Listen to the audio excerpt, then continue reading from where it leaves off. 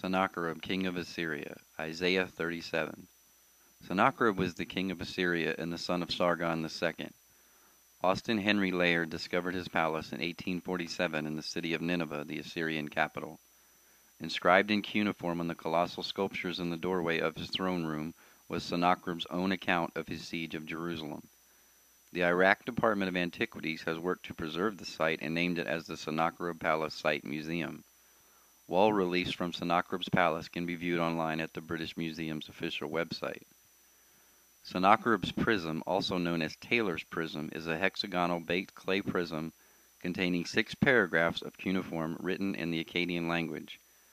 The prism was discovered in 1830 by Colonel Taylor in the ruins of Sennacherib's palace and was purchased by the British Museum.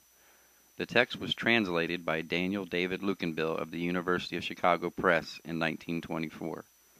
Sennacherib's prism contains the following text. I had completed the palace in the midst of the city of Nineveh for my royal residence. I shut King Hezekiah up like a bird inside Jerusalem. Hezekiah the Judahite.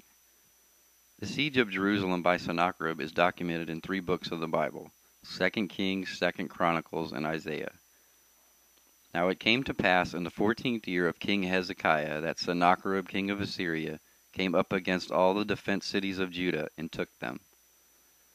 Sennacherib's prism also contains the name of Merodach-Baladan, found in the book of Isaiah. In my first campaign I accomplished the defeat of Merodach-Baladan. At that time Merodach-Baladan, the son of Baladan, king of Babylon. The prism gives a detailed account of Sennacherib's war campaigns, and he constantly brags about the many people he has killed and what nations he destroyed and forced to pay tribute to him. He described hanging people on stakes, as well as amputating hands and genitalia of his enemies. The Bible states that God sent angels to destroy his entire army for his arrogant threats against Hezekiah and Israel. Hear all the words of Sennacherib, which he sent to reproach the living God. Isaiah goes on to describe that Sennacherib was killed by his sons. The Chronicles on the Reigns from Nabu-Nasir, ABC 1, is one of the historiographical texts about ancient Assyria and Babylonia.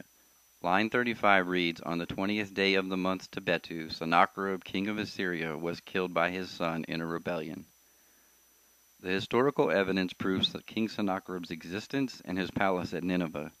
Sennacherib's own writings and Assyrian documents testify that he did in fact lay siege to Jerusalem and was killed by his sons, just as described in the book of Isaiah.